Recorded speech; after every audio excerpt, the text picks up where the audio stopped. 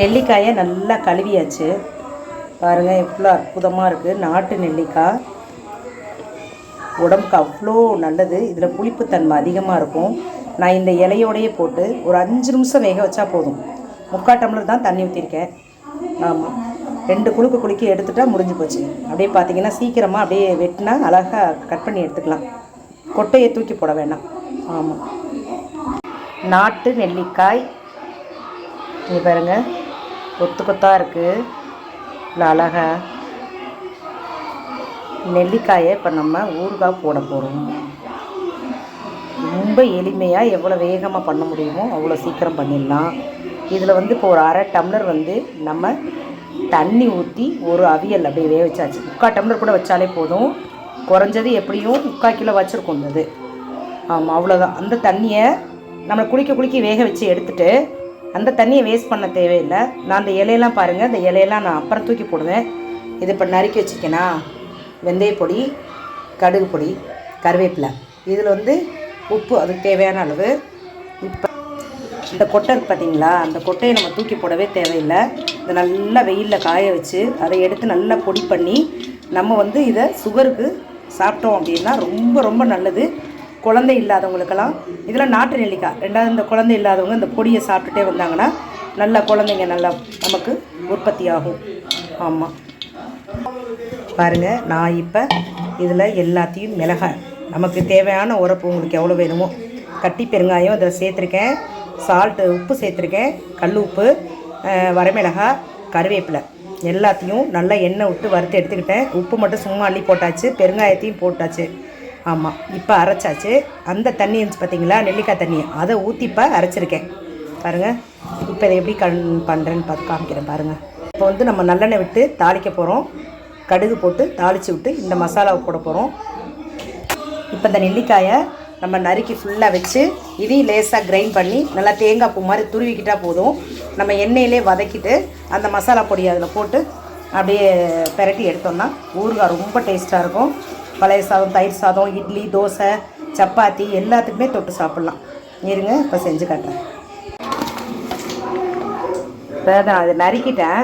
நான் வந்து இதை வந்து தேங்காய் பூ மாதிரி திருவி மசியல் மாதிரியும் பண்ணிக்கலாம். இட்லி, தோசை, சப்பாத்திக்கு சாப்பிட்லான்ற மாதிரி நான் செஞ்சேன். இவங்க என்ன சொல்கிறாங்கன்னா, எனக்கு வந்து இப்படி இந்த மாதிரி பீஸாக வேணுமா அப்படின்னு பிள்ளைங்கள்லாம் கேட்டாங்க. அதனால் நான் இப்போ வந்து அந்த மாதிரி பண்ண போகிறேன்.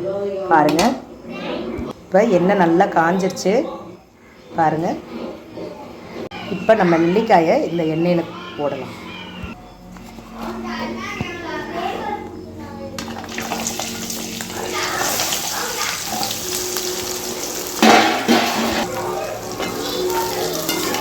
நல்லா அந்த எண்ணெயிலேயே நல்லா வதக்கிடுவோம்.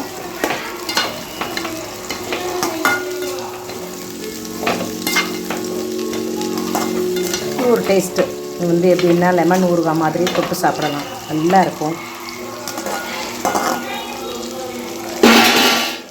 இந்த ஊறுகாய்க்கு தேவையான வெங்காய்க்கு உப்பு போட்டுட்டேன். இப்போ வந்து பார்த்திங்கன்னா இந்த இதுக்கு வந்து உப்பே நான் போடாமல் தான் வேக வச்சுருக்கேன். அதனால் இப்போ இதுக்கு தேவையான உப்பை நம்ம போட்டுக்கலாம். உப்பு சரியாக போடலைன்னா கெட்டு போயிடும். கொஞ்சம் கூடுதலாக தான் போடணும்.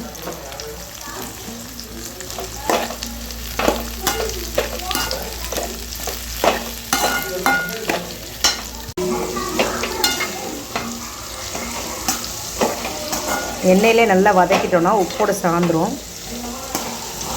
நம்ம அதுக்கப்புறமா மசாலாவை கொட்டிக்கலாம். இப்போ இட்லி, தோசைக்கு, சப்பாத்திக்கு சாப்பிட்ற மாதிரி வேணும்னாலும் நம்ம வந்து அதை மிக்சியில் அடித்து வேணால் பண்ணிக்கலாம். அடித்து தேங்காய் பூ மாதிரி திரும்பியும் கொட்டிக்கலாம். இந்த மாதிரி பண்ணால் இன்னும் டேஸ்ட்டாக இருக்கும். இது ரொம்ப நாளைக்கு வச்சுக்கலாம். அதெல்லாம் சீக்கிரமே காலி ஆகிடும். எண்ணெயில் நல்லா வதங்கட்டும்.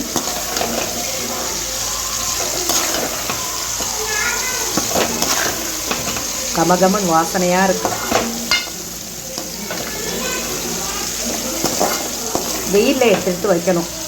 எவ்வளோ உப்பு சேர்த்தாலும் ஊறுகாய் வந்து வெயிலில் வச்சு எடுத்தால் தான் நல்ல சுவையாக இருக்கும்.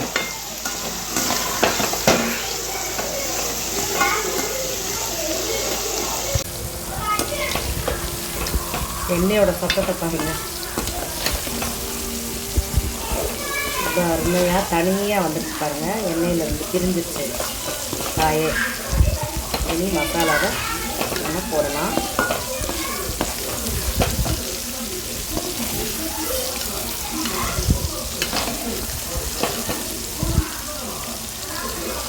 ஃப்ரெஷ்ஷாக இருக்கும் காய்.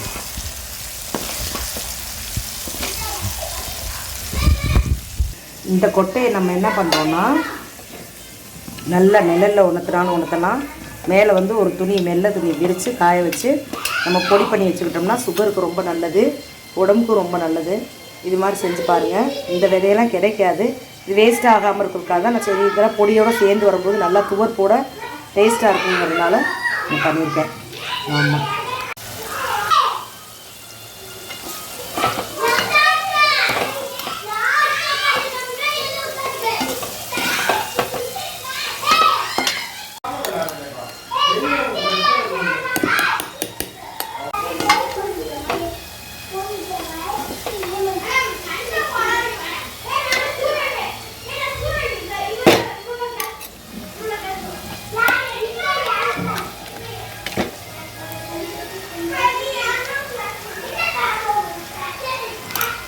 நம்ம இதை பொடியாக செஞ்சு போடலாம்.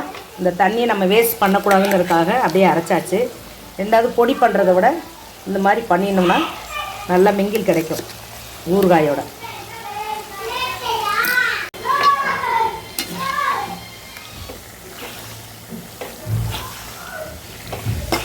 நெல்லிக்காயில் அவ்வளோ மருத்துவ குணம் இருக்குது. சாப்பாடு சுவையாக இருக்கும் சாப்பிடும்போது, ஊறுகாயை தொட்டுட்டு சாப்பிடும்போது. சாம்பார் சாதம் அட்டகாசமாக இருக்கும் தொட்டு சாப்பிடும்.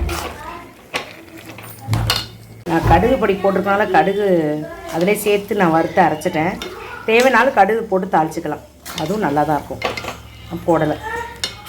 இந்த வெந்தய பொடியை நம்ம கொட்டிடுவோம் இறக்க போகையில். இவ்வளோதான் ஊறுகாய். எல்லா வேலையும் முடிஞ்சிருச்சு.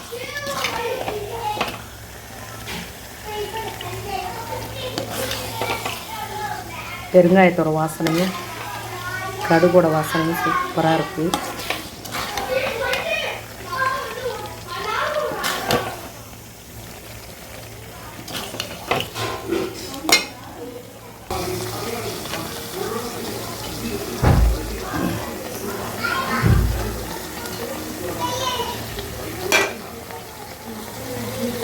வெந்தயப்பொடி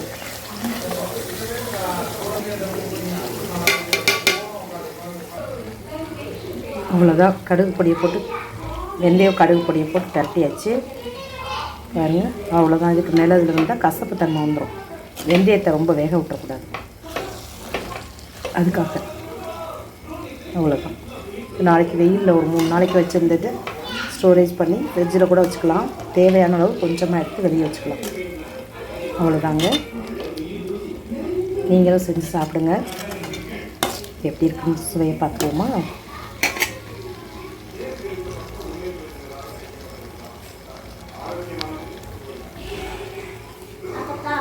என்னம்மா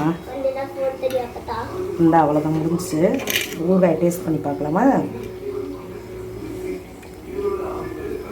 அப்பா சூப்பராக இருக்குது.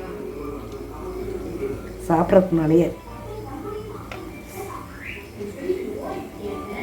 நெல்லிக்காய் சாப்பிட்டு பார்ப்போம். சூப்பராக இருக்குது. நீங்களும் செஞ்சு சாப்பிடுங்க. சுடுது.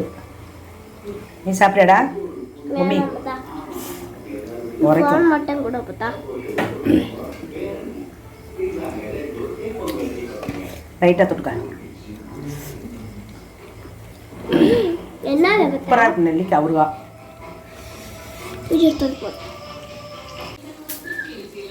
அடுப்பை ஆஃப் பண்ணிடுவோம். எம்மியோ எம்மி. நீ ஊறுகாய் பாப்பாவுக்கு ரொம்ப பிடிக்கும். பாப்பாவுக்கு ஏண்டா தங்கத்துக்கு தயிர் சாதம் ஊறுகாய்.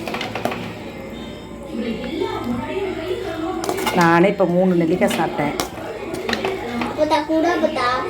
தரேன்டா. இந்தா